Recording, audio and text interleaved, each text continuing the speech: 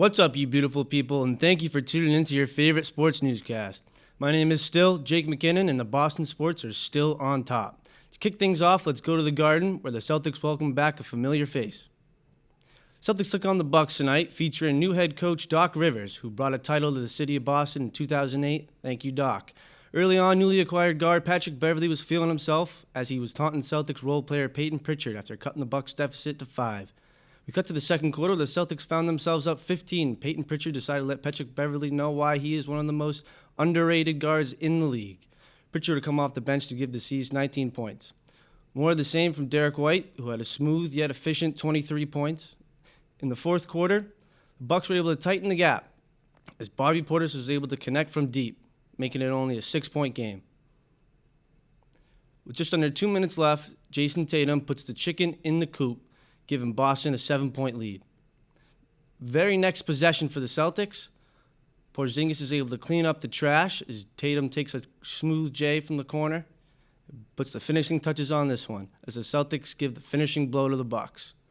Celtics are able to get out of this possible Eastern Conference Final preview with a 122-119 win. A lot of star power on this Milwaukee's Bucks team, but the Boston Celtics remain at the very top of the NBA with another playoff-type victory. We saw this team lead for the majority of the way with a couple of speed bumps in the second half, but you could definitely categorize this one as a character win.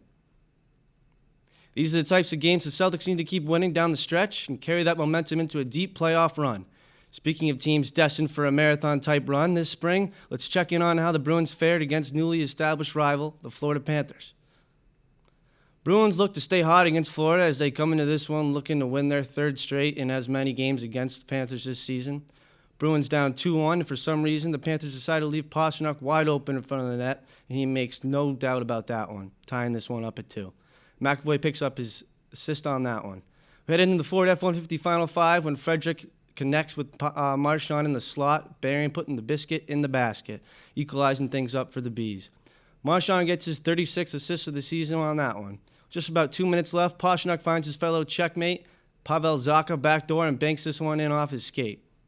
Bruins are finally able to grab a lead and win this one 4-3.